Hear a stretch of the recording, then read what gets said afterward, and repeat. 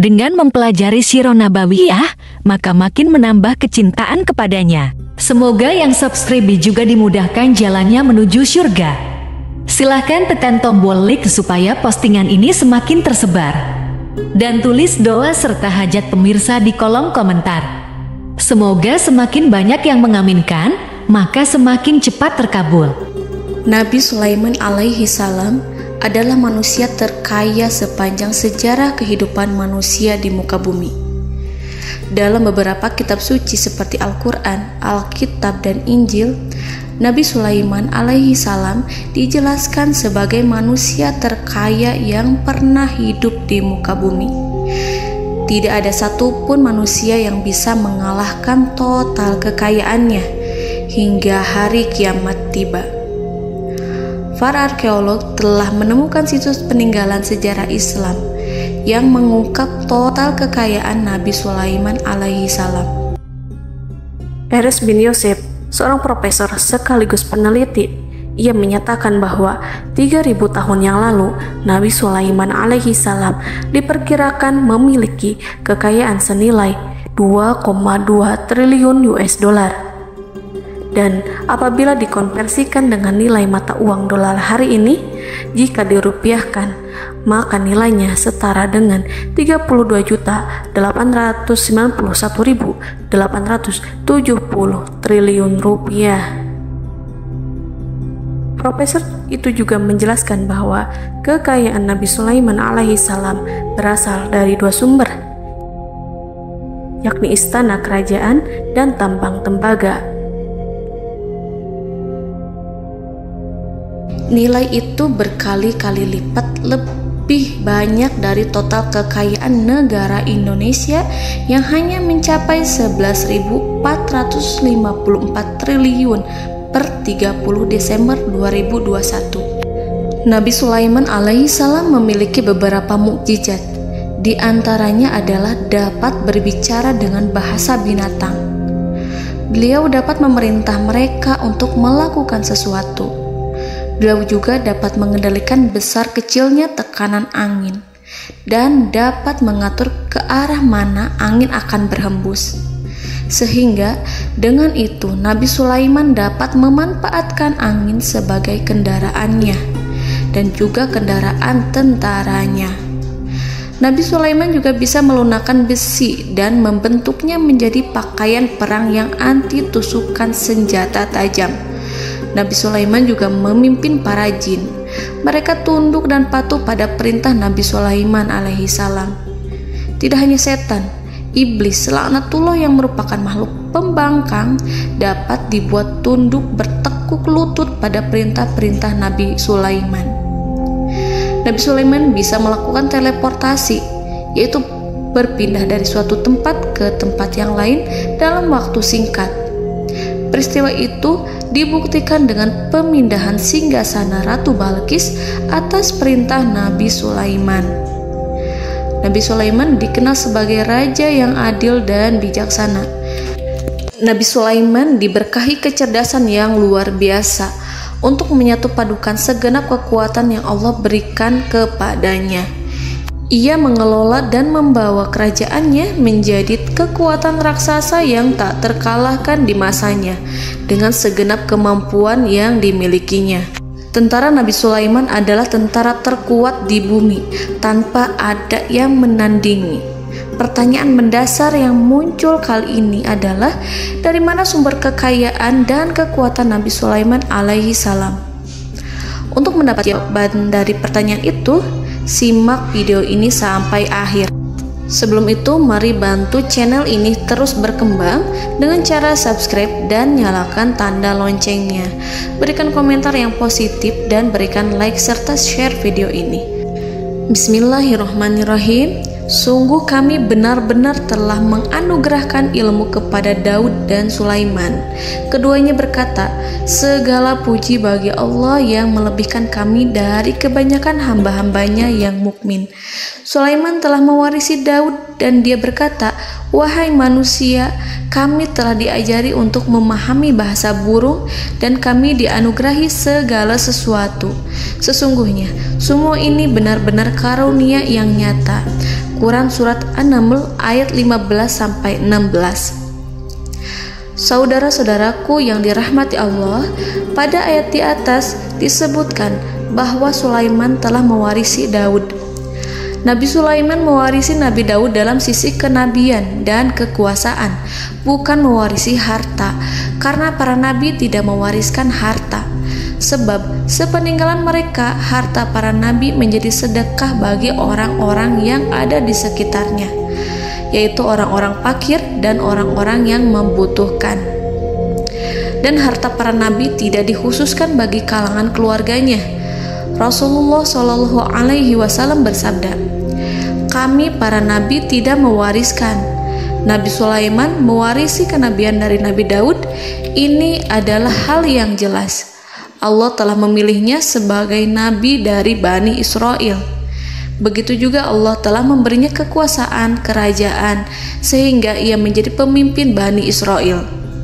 Barangkali sesuatu yang paling penting yang diwarisi oleh Nabi Sulaiman dari Nabi Daud adalah tradisi militer. Kemajuan militer yang dahsyat telah berpindah kepada Nabi Sulaiman. Nabi Daud sebenarnya adalah seorang pengembala kambing yang sangat miskin, tetapi seiring dengan perjalanan waktu, ia menjadi komandan pasukan tiada tanding. Nabi Daud alaihi salam mengetahui bahwa kekuatan hakiki yang mengatur alam semesta adalah kekuatan Allah. Ketika Nabi Daud mengelurkan tangannya dan memegang potongan batu, lalu beliau melemparkannya dengan ketepel ke arah Jalut, kepala Jalut retak dan ambruk menghantam tanah. Ini sebagai bentuk demonstrasi kekuatan darinya. Kehadiran Nabi Daud mengubah pasukan Bani Israel, di mana mereka sebelumnya lari jika berhadapan dengan musuh. Maka kini keberadaan mereka mulai diperhitungkan di masa hidupnya. Nabi Daud mengalami peperangan yang sangat banyak, tapi Al-Quran tidak menceritakan secara terperinci. Hal itu dikarenakan karena Al-Quran adalah kitab dakwah di jalan Allah, bukan kitab sejarah. Al-Quran hanya menceritakan di dalam Al-Quran surat Shad ayat 20, "Dan kami kuatkan kerajaannya, kerajaan Daud." Ayat tersebut berarti bahwa Nabi Daud belum terkalahkan dalam peperangan yang diikutinya. Di samping dukungan yang Allah berikan kepadanya, juga pasukan dan rakyatnya, di mana mereka adalah orang-orang yang bertauhid, menyerahkan diri kepada Allah. Allah Subhanahu wa Ta'ala mengajarkan kepada Nabi Daud hal-hal yang menjadikan pasukannya memiliki keistimewaan yang dengannya mereka dapat mengalahkan pasukan-pasukan lain, pasukan-pasukan besar yang ada di bumi pada saat itu. Allah Subhanahu wa Ta'ala berfirman dalam surat Saba ayat 10, "Dan kami telah melunakkan besi untuknya." Baju besi mungkin akan menjadi masalah dalam benak kita. Ketika orang-orang yang berperang, baju besi cukup mengganggu gerakan mereka. Kita bisa membayangkan ketika ada dua orang berperang, salah satu dapat bergerak bebas, sementara yang lainnya tidak leluasa bergerak karena tertahan dengan pakaiannya. Namun, dengan kekuasaan Allah, Nabi Daud dapat melunakkan besi dan membuat baju besi yang ringan, yang mudah untuk digunakan. Ini adalah kemajuan penting yang Allah berikan kepada Nabi Daud dan tentaranya. Kemajuan itu kemudian diajarkan, diwariskan dan dimiliki oleh Nabi Sulaiman alaihi salam. Nabi Sulaiman memiliki pasukan dahsyat yang melebihi pasukan manapun di bumi saat itu, atau bahkan mungkin saat ini. Bahkan Allah menambahkan karunia-Nya kepada Nabi Sulaiman yang disebutkan dalam Al-Quran surat An-Naml ayat 16. Dan Sulaiman telah mewarisi Daud, dan dia berkata, "Wahai manusia, kami telah diberi pengertian tentang suara burung, dan kami diberi segala sesuatu. Sesungguhnya ini benar-benar suatu karunia yang nyata." Saudara-saudaraku yang dirahmati Allah, pada suatu hari Nabi Sulaiman alaihi salam menengadahkan tangannya dan berdoa kepada Allah Subhanahu wa ta'ala. Antara hati Nabi dan Allah tidak ada penghalang, tidak ada jarak, tidak ada sekatan waktu, tidak ada satupun dari para nabi yang berdoa kepada Allah kecuali doanya pasti dikabulkan. Doa Nabi Sulaiman alaihi salam direkam dalam Al-Quran surat Shad ayat 35. Nabi Sulaiman berkata, "Ya Tuhanku, ampunilah aku, anugerahkanlah kepadaku kerajaan yang tidak dimiliki oleh seorang pun sesudahku." Nabi Sulaiman menginginkan dari Allah sesuatu kerajaan yang belum pernah diperoleh oleh siapapun setelahnya. Allah Subhanahu wa ta'ala mengabulkan doa Nabi Sulaiman dan memberinya kerajaan tersebut. Nabi Sulaiman mewarisi kekuasaan, kenabian, hikmah ilmu dari Nabi Daud alaihi salam. Orang-orang menyebut Nabi Sulaiman Al-Hakim, Sulaiman yang bijaksana. Kebijaksanaan Nabi Sulaiman tidak terbatas pada keadilannya di tengah-tengah manusia dan juga kasih sayangnya kepada mereka. Namun, kebijaksanaan Nabi Sulaiman juga berlaku di kalangan burung dan binatang lainnya. Nabi Daud juga mengenal bahasa burung, tetapi Nabi Sulaiman dapat berbicara dengan bahasa burung. Bahkan, ia dapat menggantikannya sebagai pembantunya. Ketika Nabi Daud bertasbih di gunung, burung-burung serta binatang buas ikut bertasbih bersamanya. Bahkan angin pun berhenti untuk mendengarkan tasbih itu. Sedangkan Nabi Sulaiman alaihi salam, Allah Subhanahu wa ta'ala memberinya karunia lebih dari itu, di mana binatang-binatang buas tunduk padanya, begitu juga angin dan burung. Saudara-saudaraku yang dirahmati Allah, Nabi Sulaiman alaihi salam mampu mendengarkan bisikan semut yang berbicara kepada sesama mereka. Bahkan ia mampu memerintahkan semut tersebut sehingga semut itu menjadi taat pada perintahnya. Pasukan Nabi Sulaiman memiliki kekuatan yang sangat dahsyat. Belum pernah ada di dunia ini satu pasukan pun yang memiliki kekuatan seperti itu. Kekuatan Nabi Sulaiman berasal dari beberapa kombinasi yang sangat mengagumkan, sehingga karenanya ia tidak dapat tertandingi. Kekuatan itu terdiri dari manusia, binatang-binatang, jin, dan lain sebagainya. Kita mengetahui bahwa jin adalah makhluk Allah dan manusia tidak mampu melihatnya atau menghadirkannya atau meminta pertolongan kepadanya. Sedangkan Nabi Sulaiman telah diberi Allah suatu kemampuan untuk menundukkan jin, memperkerjakan mereka sebagai tentara di tengah-tengah peperangan. Bahkan ia mampu menjadikan mereka sebagai pekerja-pekerja kasar di kerajaannya saat tidak ada peperangan. Oleh sebab itu, ketika ada pasukan lain yang mencoba melawan pasukan Nabi Sulaiman, mustahil mereka akan mendapatkan kemenangan. Bahkan pasukan Nabi Sulaiman diperkuat oleh pasukan burung. Burung di pasukan Nabi Sulaiman memerankan tugas penting, yaitu menjadi agen intelijen. Kita mengetahui bahwa peranan informasi saat peperangan adalah hal yang penting. Dari informasi tersebut, pasukan dapat mengetahui keadaan lawannya. Demikianlah peranan burung pada pasukan Sulaiman. Ia terbang di tengah-tengah musuh. Kemudian, ia kembali kepada Nabi Sulaiman untuk menyampaikan berita tentang keadaan lawannya. Di samping jin dan burung, Allah juga menundukkan angin untuk Nabi Sulaiman. Nabi Sulaiman dapat memerintahkan angin dan ia mampu untuk menaiki angin tersebut. Dalam Al-Quran surat Shad ayat 36-40, Allah Subhanahu wa ta'ala berfirman, "Kami tundukkan kepada angin yang berhembus dengan baik menurut kemana saja yang dikehendaki Sulaiman. Dan kami tundukkan pula kepadanya setan-setan, semuanya ahli bangunan dan penyelam, dan setan yang lain yang terikat dalam belenggu. Inilah anugerah kami, maka berikanlah kepada orang lain atau tahanlah untuk dirimu tanpa perhitungan, dan sesungguhnya dia mempunyai kedudukan yang dekat pada sisi kami dan tempat kembali yang baik." Saudara-saudaraku yang dirahmati Allah, Allah Subhanahu wa Ta'ala juga memberikan kemampuan yang tak seorang pun dari para nabi mendapatkannya, yaitu kemampuan untuk memerintah setan. Setan adalah salah satu bagian dari jin. Ia adalah kelompok yang celaka dari bangsa jin. Kelompok ini sebenarnya tidak mampu dikuasai oleh manusia. Bahkan jin yang soleh tidak dapat mengatur setan. Adapun Nabi Sulaiman, Allah telah memberinya kekuasaan untuk menundukkan setan dan mempekerjakannya, bahkan mengikatnya dengan rantai serta menghukumnya jika ia menentang pada perintahnya. Setan membangun untuk Sulaiman istana-istana, patung-patung dan alat-alat perang. Bahkan setan-setan itu menyelam ke dasar lautan untuk mengeluarkan permata dan yakut untuk Sulaiman. Jika di antara setan yang menentang perintahnya, maka Nabi Sulaiman alaihi salam mengikatnya dengan rantai.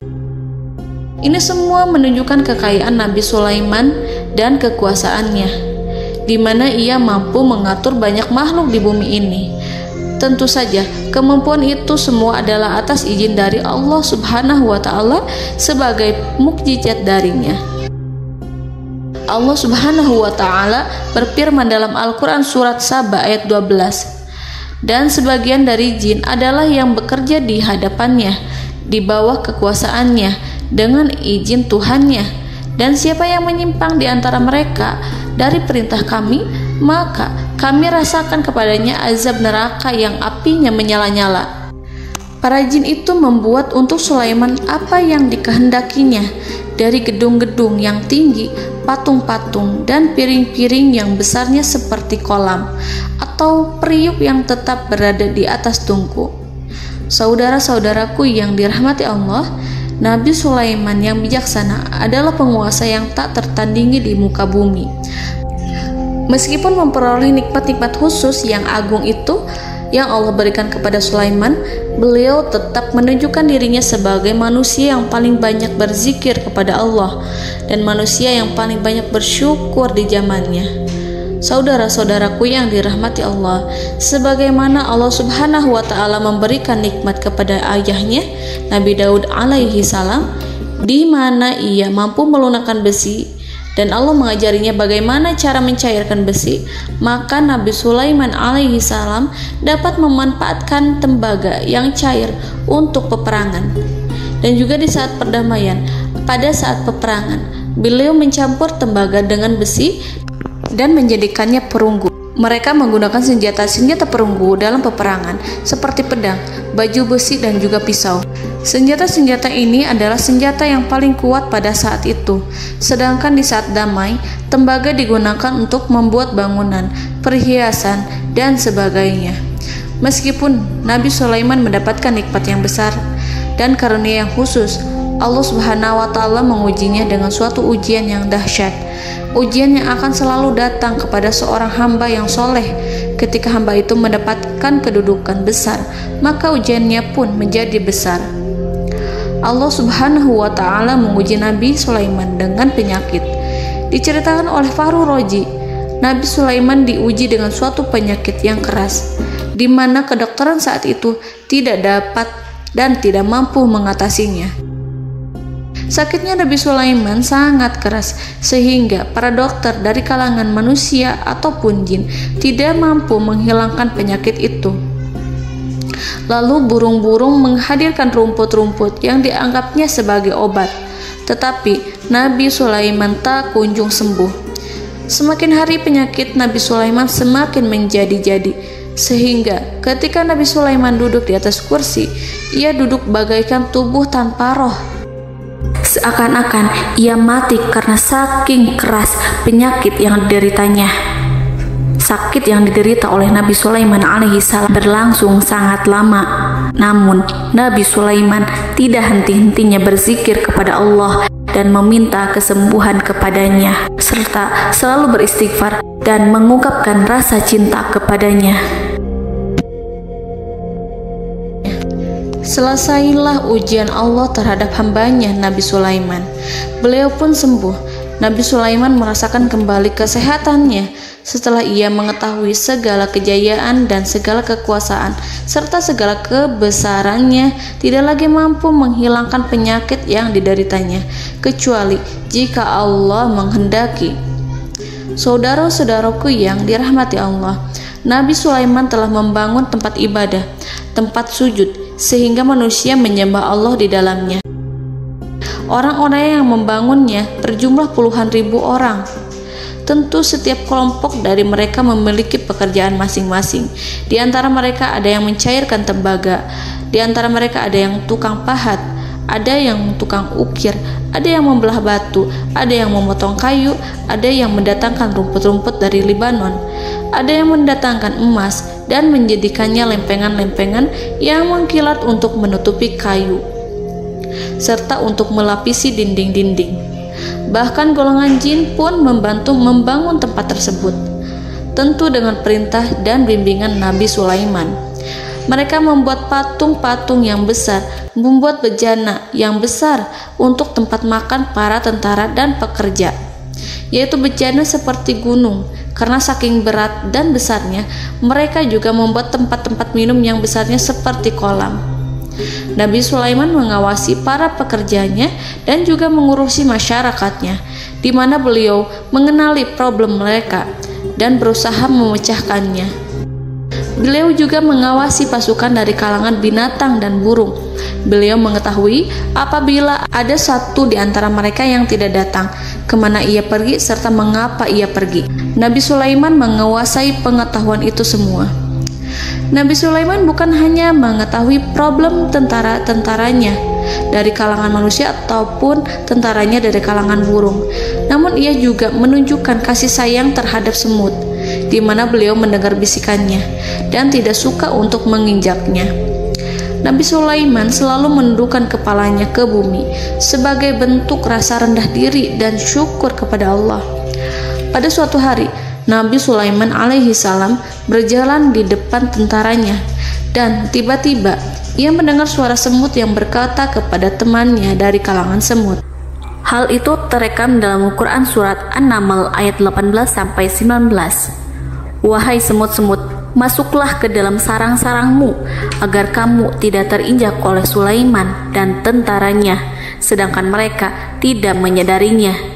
Nabi Sulaiman alaihi salam tersenyum mendengar itu dan ia berdoa, "Ya Allah, ya Tuhanku, berilah aku ilham untuk tetap mensyukuri nikmat-Mu yang telah Engkau anugerahkan kepadaku dan kepada kedua orang ibu bapakku, dan untuk mengerjakan amal soleh yang Kau ridhoi, dan masukkanlah aku ke dalam rahmat-Mu, ke dalam golongan hamba-hamba-Mu yang soleh."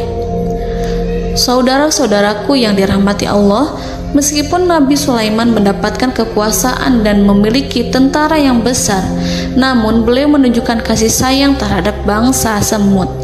Beliau mendengarkan bisikannya dan melihat semut yang ada di depannya. Oleh karena itu, tak mungkin baginya untuk menginjak golongan semut itu. Nabi Sulaiman bersyukur kepada Allah telah memberinya nikmat, yaitu nikmat rahmat dan kasih sayang. Di samping itu, Nabi Sulaiman alaihi salam adalah orang paling kaya di dunia. Istananya terbuat dari kayu gaharu yang memiliki wangi harum. Istananya terbuat dari emas yang terkadang dari kristal. Beliau juga memiliki kursi besar yang terbuat dari emas dan permata. Istana Nabi Sulaiman merupakan istana yang paling besar di dunia. Nabi Sulaiman menggunakan pakaian dari emas dan permata. Meskipun demikian, Nabi Sulaiman tetap menunjukkan sebagai hamba yang berserah diri dan rendah diri di hadapan Allah Subhanahu wa Ta'ala. Nabi Sulaiman yang merendahkan diri di hadapan Allah, ia selalu sujud kepada Allah, sebagaimana ayahnya yang selalu bertasbih pada Allah. Nabi Sulaiman selalu melantunkan lagu-lagu cinta ilahi dan hanya memuji Allah Subhanahu wa Ta'ala. Pada suatu hari, Nabi Sulaiman alaihi salam mengeluarkan perintah kepada pasukannya untuk bersiap-siap. Kemudian, Nabi Sulaiman keluar dan memeriksa pasukannya satu demi satu. Kelompok yang pertama adalah kelompok manusia. Nabi Sulaiman memperhatikan kesiapan mereka. Lalu Nabi Sulaiman mengeluarkan perintah-perintah kepada mereka. Kemudian Nabi Sulaiman memeriksa kelompok jin dan menyampaikan perintahnya kepada mereka. Beliau memenjarakan jin yang tampak bermalas-malasan saat bekerja.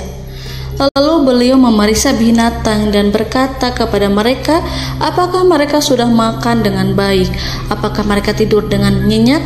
Apakah ada yang mengadu pada mereka, misalkan karena penyediaan makanan yang tidak layak? Apakah ada di sana yang sakit dan lain sebagainya?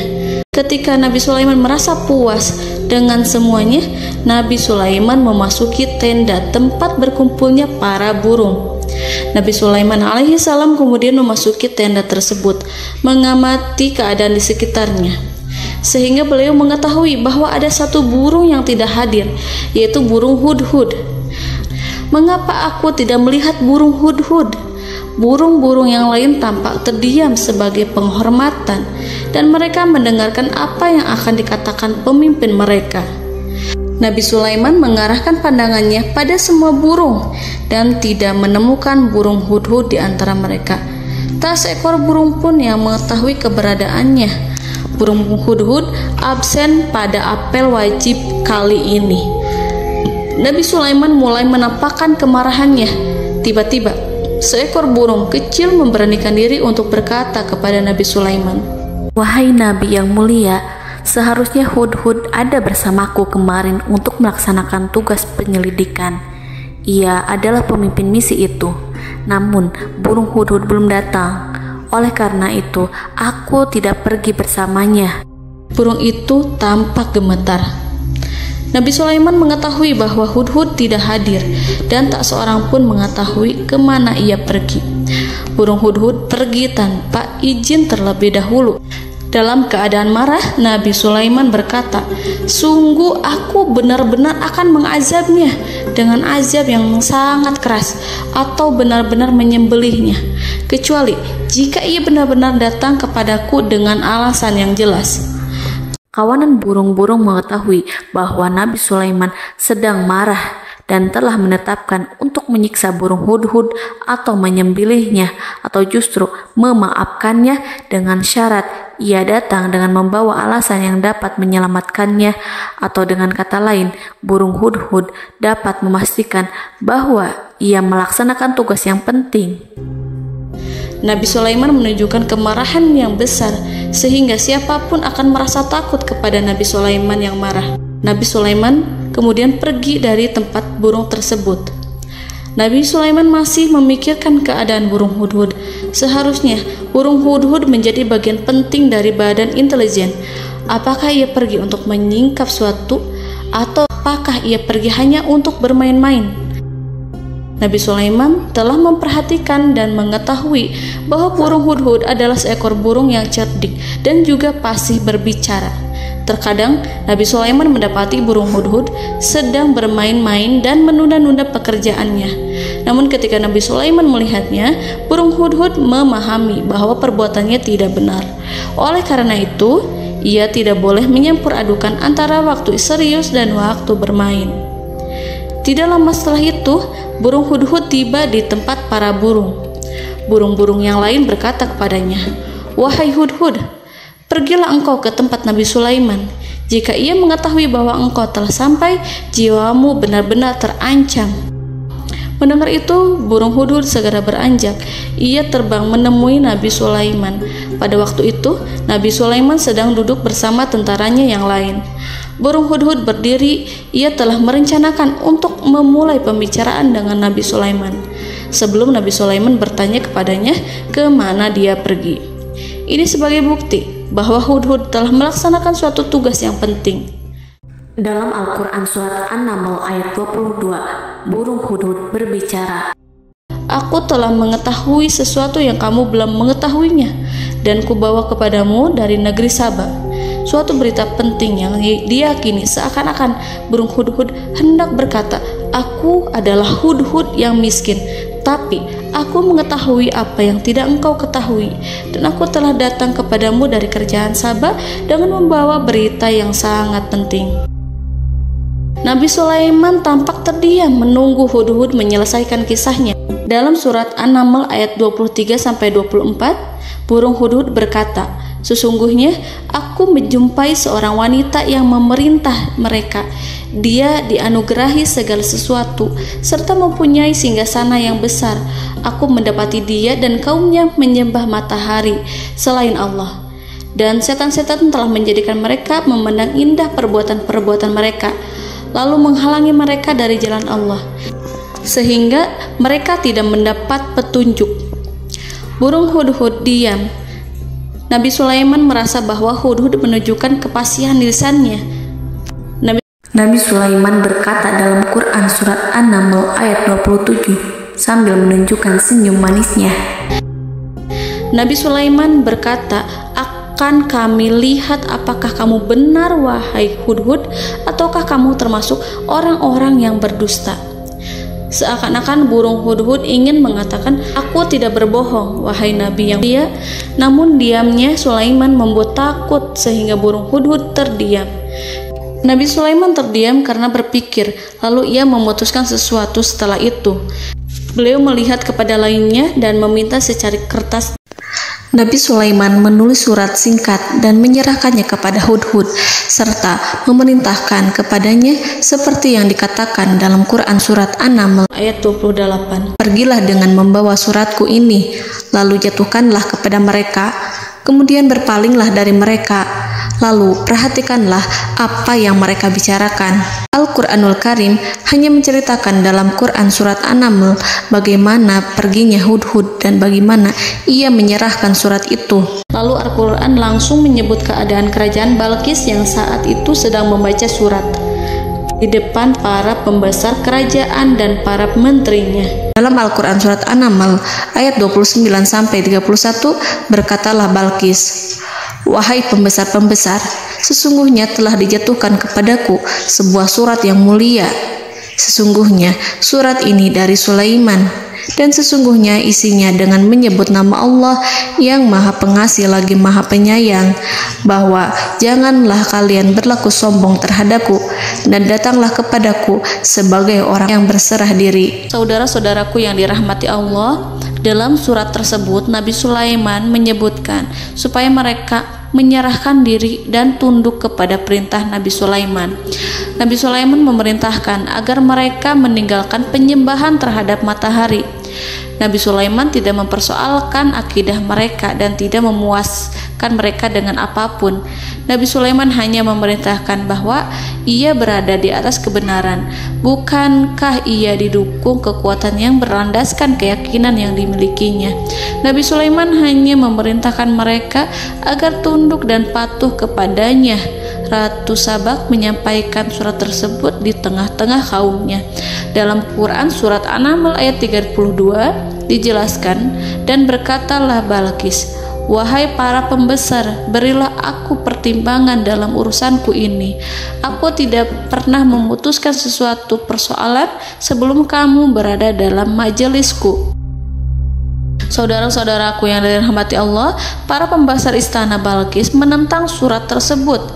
Isi surat itu membangkitkan kesombongan kaum Sabak, di mana mereka merasa lebih kuat. Mereka mengetahui bahwa di sana ada seorang yang mencoba menentang mereka dan mengisyaratkan peperangan kepada mereka.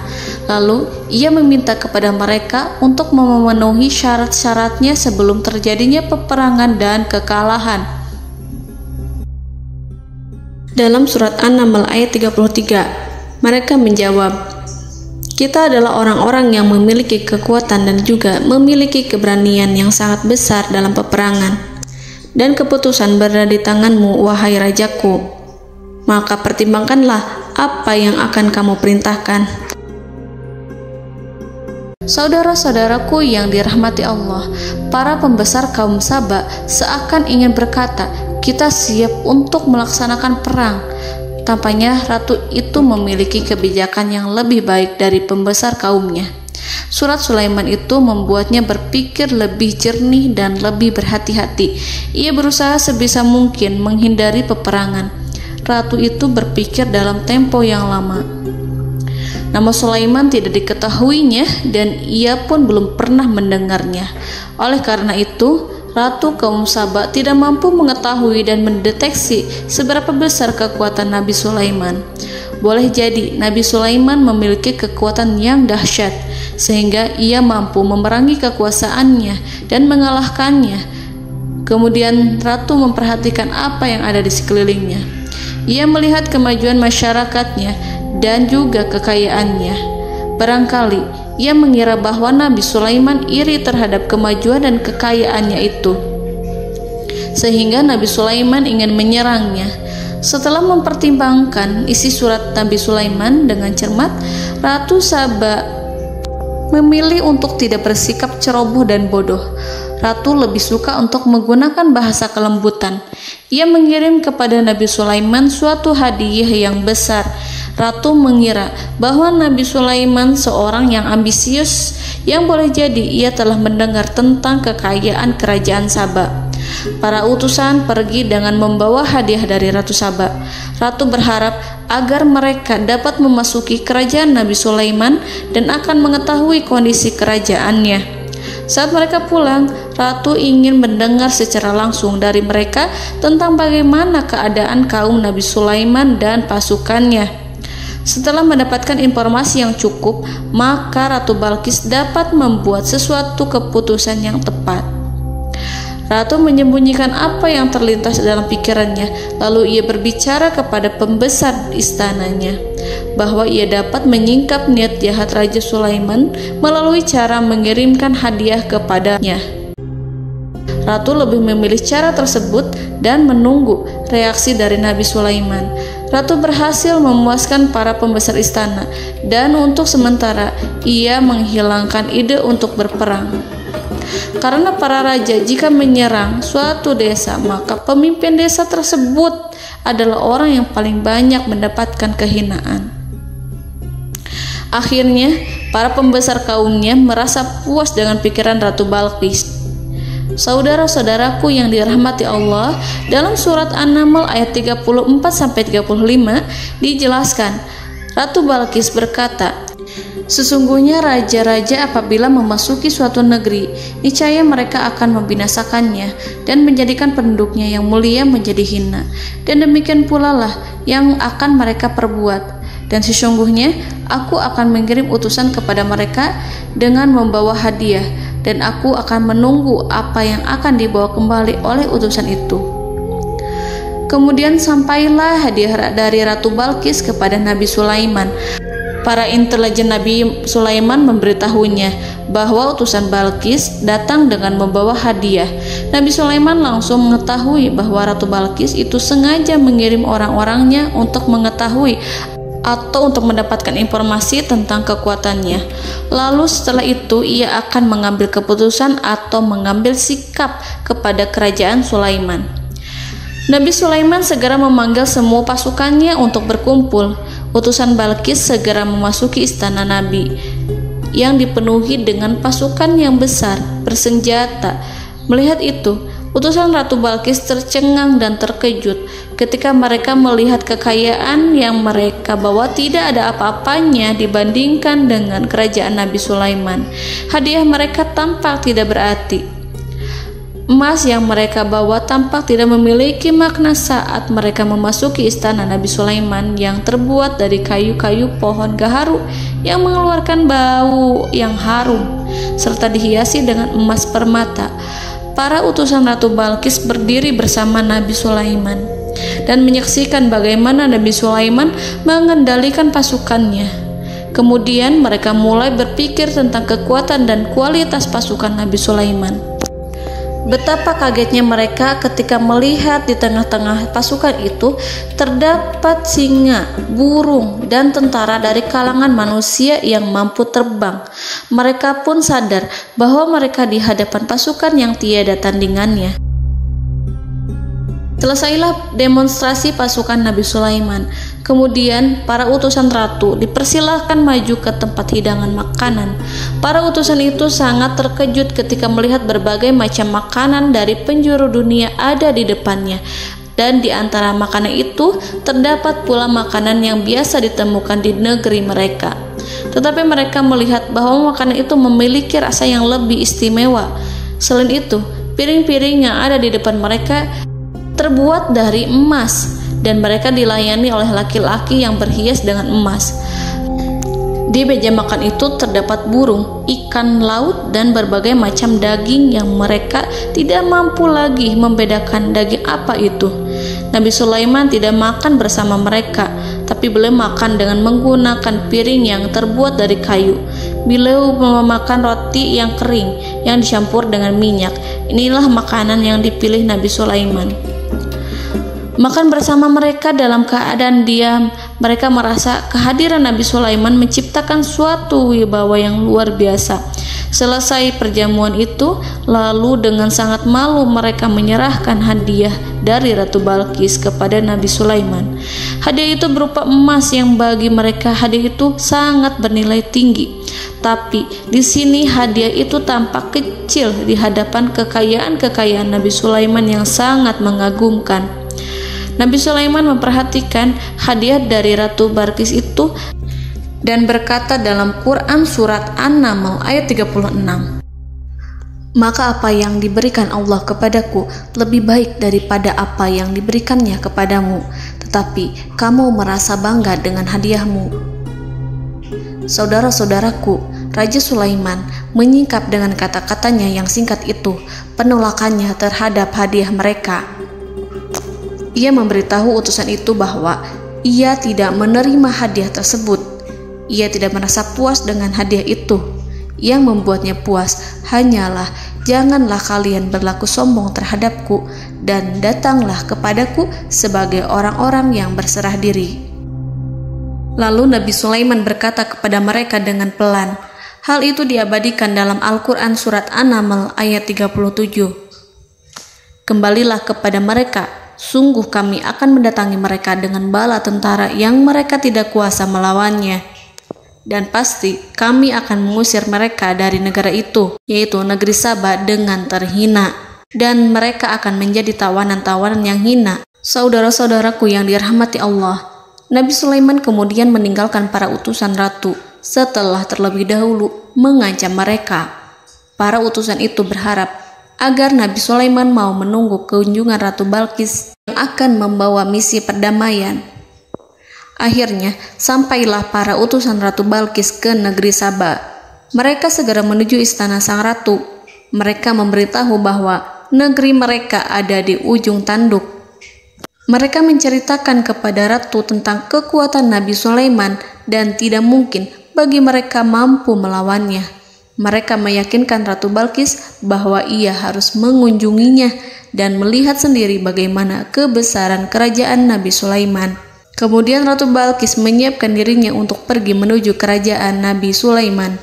Nabi Sulaiman duduk di kursi kerajaan di tengah-tengah para pembesarnya dan para menterinya, serta para komandan pasukannya. Beliau berpikir tentang sosok Balqis. Nabi Sulaiman mengetahui bahwa Balqis menuju tempatnya. Balqis dikelilingi rasa takut. Nabi Sulaiman berpikir sejenak tentang bagaimana matahari disembah. Ia memikirkan bagaimana informasi yang diterima oleh intelijennya tentang kemajuan kerajaan Balqis dalam bidang kesenian dan ilmu pengetahuan.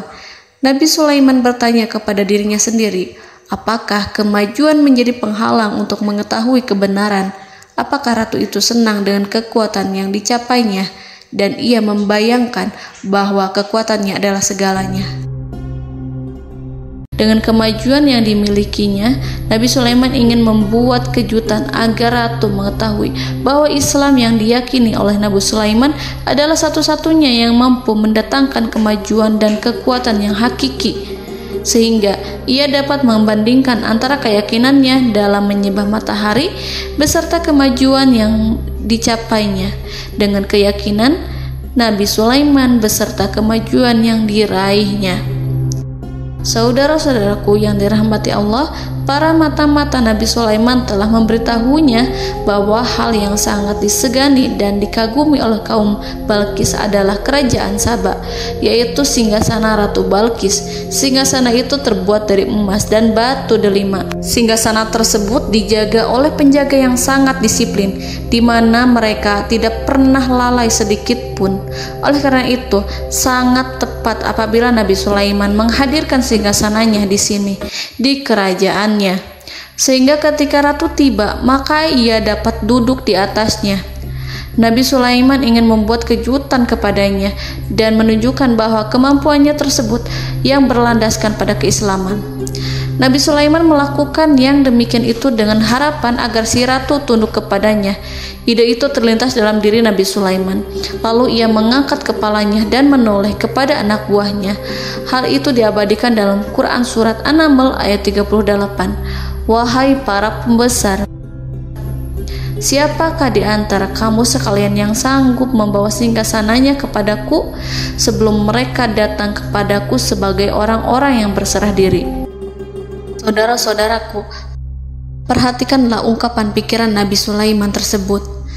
Semua pemikirannya berkisar tentang keislaman para penyembah matahari, tentang bagaimana beliau dapat memberikan petunjuk kepada mereka di jalan Allah. Yang pertama menjawab pertanyaan Nabi Sulaiman adalah jin Ifrit. Dalam Quran Surat An-Naml ayat 39, berkatalah Ifrit yang cerdik dari golongan jin, "Aku akan datang kepadamu dengan membawa singgasana itu sebelum kamu berdiri dari tempat dudukmu. Sesungguhnya aku benar-benar kuat untuk membawanya, lagi dapat dipercaya." Nabi Sulaiman berdiri dari tempat duduknya. Setelah 1 jam atau 2 jam, jin itu berjanji kepadanya untuk menghadirkan singgasana Balkis. Sebelum itu, istana Nabi Sulaiman di Palestina, sedangkan istana Balkis terletak di Yaman. Antara singgasana tersebut dengan singgasana Nabi Sulaiman berjarak lebih dari ribuan mil. Barangkali pesawat yang cepat sekalipun yang kita kenal hari ini tidak akan mampu membawa dan mendatangkan istana itu dalam waktu 1 jam. Tetapi masalahnya di sini, berhubung dengan kekuatan jin yang serba misterius, Nabi Sulaiman tidak mengomentari sedikit pun terhadap apa yang dikatakan oleh Ifrit. Nabi Sulaiman tampak menunggu tanggapan lain yang mampu menghadirkan singgasana Balkis yang lebih cepat dari jin Ifrit. Nabi Sulaiman menoleh kepada seorang yang di sana, yang duduk di atas naungan. Hal itu diceritakan dalam Al-Quran Surat An-Naml ayat 40. Berkatalah seseorang yang mempunyai ilmu dari Alkitab, "Aku akan membawa singgasana itu kepadamu sebelum matamu berkedip." Maka tatkala Sulaiman melihat singgasana itu terletak di hadapannya, ia pun berkata, "Ini termasuk karunia Tuhanku untuk menguji aku. Apakah aku akan bersyukur atau mengingkari nikmatnya? Dan barang siapa yang bersyukur, maka sesungguhnya dia bersyukur untuk kebaikan dirinya sendiri. Dan barang siapa yang ingkar, maka sesungguhnya Tuhanku Maha Kaya lagi Maha Mulia." Saudara-saudaraku, belum lama seseorang yang mempunyai ilmu dari Alkitab menyatakan kalimatnya, sehingga singgasana itu tiba-tiba ada di depan Nabi Sulaiman, yang mampu menghadirkan singgasana itu lebih cepat dari kedipan mata. Al-Quranul Karim tidak menyingkap kepribadian seseorang yang menghadirkan singgasana itu. Al-Quran hanya menggarisi bahwa orang itu mempunyai ilmu dari Alkitab. Al-Quran tidak menjelaskan kepada kita apakah ia seorang malaikat ataukah manusia ataukah jin. Al-Quran sengaja tidak menyingkap hakikat kitab yang dimaksud. Saudara-saudaraku yang dirahmati Allah, setelah melihat singgasana itu, Nabi Sulaiman bersyukur kepada Allah. Ia mulai memperhatikan singgasana sang ratu. Singgasana tersebut merupakan simbol pembangunan dan juga kemajuan, tetapi tampaknya ia hanya sesuatu yang biasa saja jika dibandingkan dengan kekuasaan dan kebesaran ciptaan yang dibuat oleh manusia dan jin di kalangan istana Nabi Sulaiman. Nabi Sulaiman memikirkan dalam tempo yang sangat lama singgasana Ratu Balkis itu. Kemudian beliau memerintahkan agar singgasana itu diperbaiki, sehingga saat Ratu Balkis datang, dia akan mengujinya. Apakah Ratu Balkis dapat mengenali singgasananya ataukah tidak? Dalam Al-Quran Surat An-Naml ayat 41, Nabi Sulaiman berkata, "Ubahlah baginya singgasananya, maka kita akan melihat apakah dia mengenal ataukah dia termasuk orang-orang yang tidak mengenalnya." Saudara-saudaraku yang dirahmati Allah, Nabi Sulaiman memerintahkan agar dibangun istana yang akan digunakan untuk menyambut Ratu Balkis. Nabi Sulaiman memilih tempat di laut, dan ia memerintahkan agar dibangun suatu istana di mana sebagian besarnya terdiri dari air laut. Nabi Sulaiman memerintahkan agar lantainya itu terbuat dari kaca yang tebal dan kuat, sehingga orang-orang yang berjalan di atas istana itu akan dapat melihat di bawahnya ada ikan-ikan berwarna-warni yang berenang-renang. Dan mereka akan melihat rumput-rumput laut yang bergerak-gerak. Akhirnya, selesailah pembangunan istana itu. Saking bersihnya kaca lantainya, sehingga tampak di sana tidak ada kaca.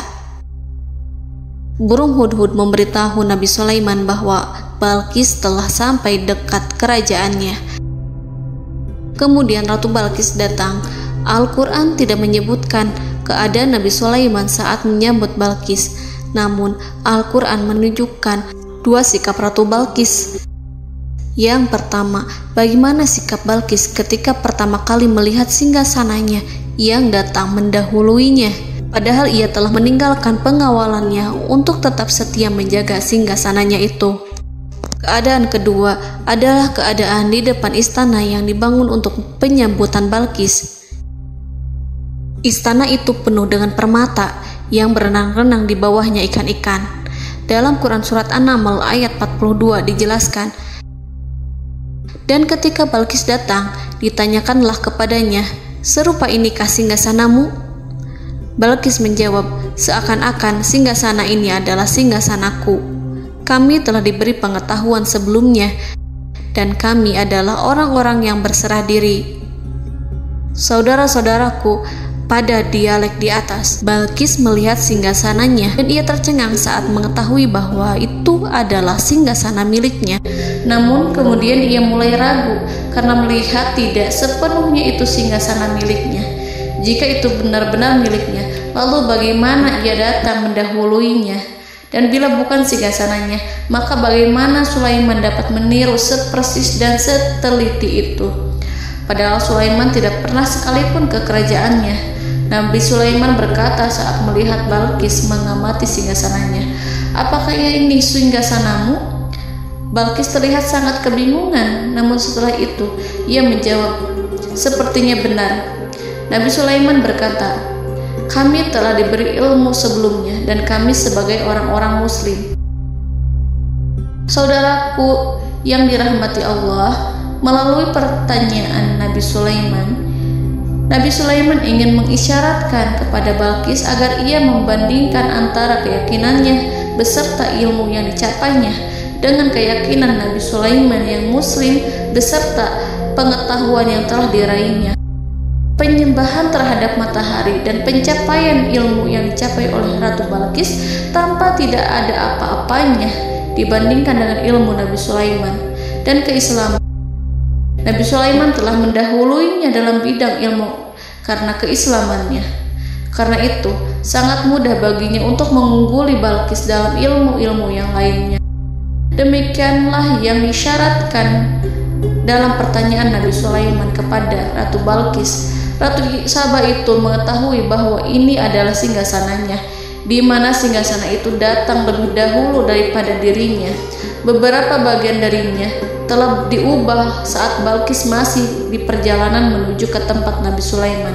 Ia berpikir kemampuan apa yang dimiliki Nabi Sulaiman. Ratu Balqis tercengang melihat apa yang disaksikannya, yang berupa buah dari keimanan Nabi Sulaiman dan hubungannya dengan Allah Subhanahu wa Ta'ala. Sebagaimana Balqis juga tercengang ketika melihat kemajuan di bidang ilmu pembangunan, seni, dan ilmu-ilmu yang lainnya. Maka ia tidak lebih kagum lagi saat melihat hubungan yang kuat antara keislaman Nabi Sulaiman dengan ilmunya serta kemajuan yang diraihnya.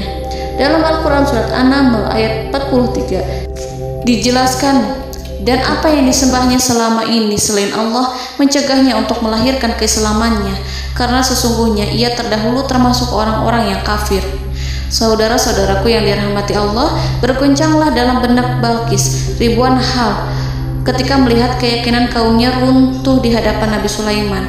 Ia menyadari matahari yang disembahnya hanya merupakan ciptaan Allah, dan Allah lah yang menggerakkannya untuk hamba-hambanya. Lalu terbitlah matahari kebenaran dalam dirinya. Hatinya diterangi oleh cahaya baru yang tidak akan tenggelam seperti tenggelamnya matahari. Masa keislamannya hanya menunggu waktu. Ratu Balqis memilih waktu yang tepat untuk mengumumkan keislamannya. Allah Subhanahu wa Ta'ala berfirman dalam Quran Surat An-Naml ayat 44. Dikatakan kepadanya, masuklah ke dalam istana. Maka tatkala ia melihat lantai istana itu, dikiranya kolam air yang besar dan disingkapnya 2 betisnya. Berkatalah Sulaiman, sesungguhnya ia adalah istana licin yang terbuat dari kaca. Berkatalah Balqis, wahai Tuhanku, sesungguhnya aku telah berbuat zalim terhadap diriku dan aku berserah diri bersama Sulaiman kepada Allah Tuhan semesta alam. Saudara-saudaraku yang dirahmati Allah, dikatakan kepada Balqis, masuklah ke dalam istana. Ketika ia masuk, maka ia tidak menyaksikan adanya kaca, tetapi ia melihat air, sehingga ia mengira akan bersinggungan dengan air. Lalu ia menyingkapkan sedikit bajunya agar bajunya itu tidak basah. Nabi Sulaiman mengingatkannya tanpa melihatnya agar ia tidak khawatir terhadap pakaiannya, karena pakaiannya tidak akan basah sebab di sana tidak ada air. Itu sekedar kaca yang halus, yang saking halusnya sehingga ia tidak tampak.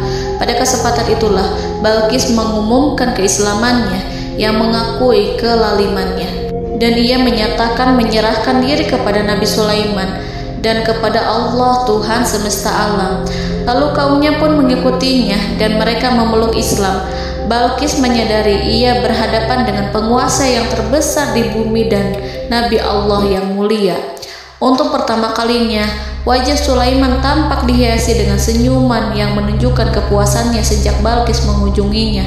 Demikianlah Nabi Sulaiman mewujudkan kejayaannya yang hakiki dan menyebarkan cahaya Islam di muka bumi. Saudara-saudaraku, Al-Quran tidak menyebutkan kisah Balqis setelah keislamannya. Para ahli tafsir mengatakan bahwa ia menikah dengan Nabi Sulaiman. Selain itu, ada yang mengatakan bahwa ia menikah dengan salah satu orang dekat Nabi Sulaiman. Ada juga yang mengatakan bahwa sebagian Raja Habasyah adalah keturunan dari buah perkawinan ini. Wallahu a'lam bishawab. Saudara-saudaraku yang dirahmati Allah, Nabi Sulaiman hidup di tengah-tengah kejayaan dan kemuliaan di bumi. Kemudian Allah menetapkan kematian untuknya, sebagaimana kehidupan Sulaiman berada di puncak kemuliaan dan kejayaan yang penuh dengan keajaiban yang luar biasa, maka kematiannya pun merupakan tanda-tanda kebesaran Allah yang penuh dengan keajaiban. Demikianlah bahwa kematiannya sesuai dengan kehidupannya, sesuai dengan kejayaannya. Allah berfirman tentang kematian Sulaiman di dalam Al-Quran Surat Saba ayat 14. Maka tatkala kami telah menetapkan kematian Nabi Sulaiman, tidak ada yang menunjukkan kepada mereka kematiannya itu kecuali rayap yang memakan tongkatnya.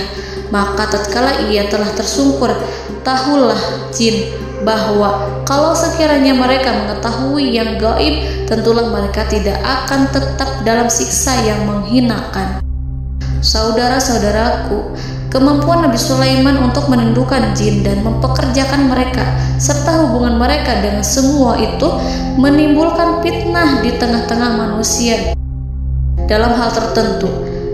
Kematian Nabi Sulaiman merupakan batasan jawaban terhadap fitnah ini. Kami tidak mengetahui siapa yang mengklaim bahwa jin mengetahui hal yang gaib. Apakah itu setan yang terkutuk, atau jin yang bodoh, atau manusia yang tertipu? Kami tidak mengetahui siapa yang bertanggung jawab terhadap tersebarnya isu yang keliru ini. Yang kita ketahui adalah bahwa hal tersebut adalah mempengaruhi sebagian manusia dan jin.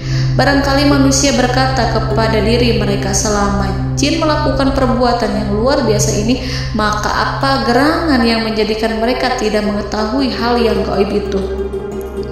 Manusia itu lupa bahwa kunci kegaiban berada di tangan Allah. Masalah ilmu gaib tidak akan mampu dikuasai oleh jin dan manusia. Hanya Dia yang mengetahuinya, dan manusia diberitahu hanya sedikit sekali. Saudara-saudaraku yang dirahmati Allah, seakan-akan Allah telah merencanakan bahwa kematian Sulaiman bertujuan untuk menghancurkan pemikiran itu, yaitu pemikiran bahwa jin mengetahui hal-hal yang gaib. Jin bekerja untuk Nabi Sulaiman selama beliau hidup, dan tatkala beliau meninggal, maka tugas mereka menjadi bebas. Nabi Sulaiman meninggal tanpa diketahui oleh jin, sehingga mereka tetap bekerja untuk mereka, tetap mengabdi kepada Sulaiman. Seandainya mereka mengetahui hal yang gaib, niscaya mereka tidak akan meneruskan pekerjaan mereka. Saudara-saudaraku, pada suatu hari Nabi Sulaiman memasuki mihrabnya untuk itikaf ibadah dan beribadah kepada Allah. Tak seorang pun yang berani mengganggu khalwatnya. Mihrab Sulaiman terletak di puncak gunung dan dindingnya terbuat dari permata. Pada suatu hari, Nabi Sulaiman duduk bersandar pada tongkatnya dan ia tampak tenggelam dalam tafakur. Beliau berzikir pada Allah hingga rasa kantuk menguasainya. Lalu setelah itu malaikat maut menemuinya. Nabi Sulaiman pun meninggal. Beliau bersandar kepada tongkatnya.